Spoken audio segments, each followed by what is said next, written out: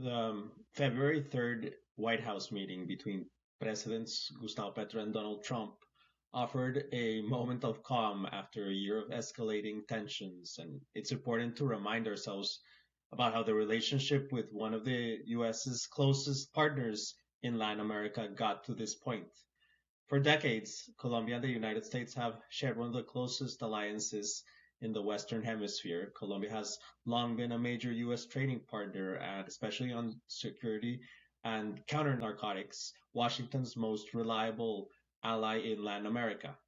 What has made that partnership distinctive is that it has enjoyed support from both Democrats and Republicans over many, many years. At the center of this relationship was Plan Colombia, launched in 2000 and running for about 15 years. During that period, the US spent nearly $14 billion backing Colombia's military and counterinsurgency and drug control operations. And although the program is sometimes described as a success, the story is much more complicated, with its effectiveness deeply contested and linked to grave human rights violations, including thousands of extrajudicial killings in which civilians, often rural campesinos, were falsely presented as enemy combatants.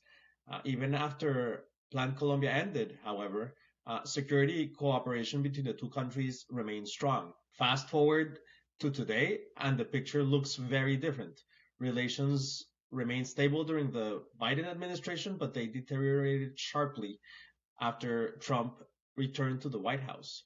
President Petro has vigorously and vociferously challenged Trump on several fronts, notably migration policy and deportation flights, U.S. backing of Israel's attacks on Gaza, and U.S. military actions in Latin America. The Trump administration responded aggressively, and it cut U.S. funding to Colombia, revoked Petro's U.S. visa, decertified Colombia as a partner in counter narcotics cooperation, imposed sanctions on Petro, his family, and senior officials, and repeatedly threatened tariffs.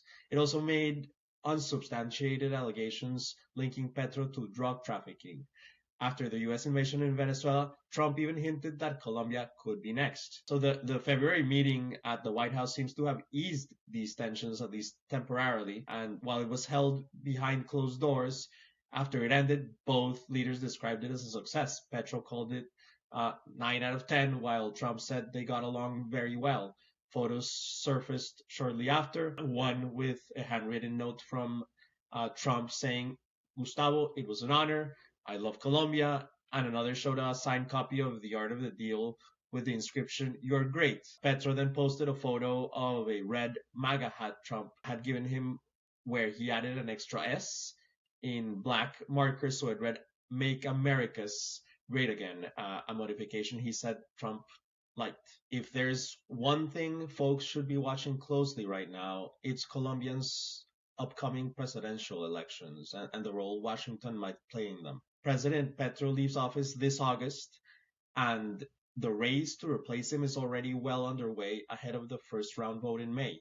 The ruling coalition's candidate is Ivan Cepeda, a longtime senator and human rights advocate closely aligned with Petro. He is currently leading in the polls, but closely behind him is Abelardo de la Espriella, a lawyer turned far-right political figure who rose to prominence through media-savvy advocacy and the defense of highly controversial clients, including paramilitary-linked actors, individuals convicted of major fraud and corruption schemes, and even Alex Saab, who served as a key financial operator and frontman for Nicolas Maduro. There is growing concern inside Colombia that the Trump administration will attempt to directly influence the outcome of the elections, as it has recently done in Honduras and in Argentina. And while tensions between Petro and Trump may have eased after their White House meeting, it is no secret that Republican figures very close to Trump strongly oppose Petro and would prefer to see Colombia shift sharply to the right. Everyone should keep a watchful eye and remain vigilant for any attempts to interfere in Colombia's elections, call out disinformation when it appears, and challenge actions taken in the United States to threaten Colombian democracy or violate the sovereignty not only of Colombia, but of Latin America as a whole.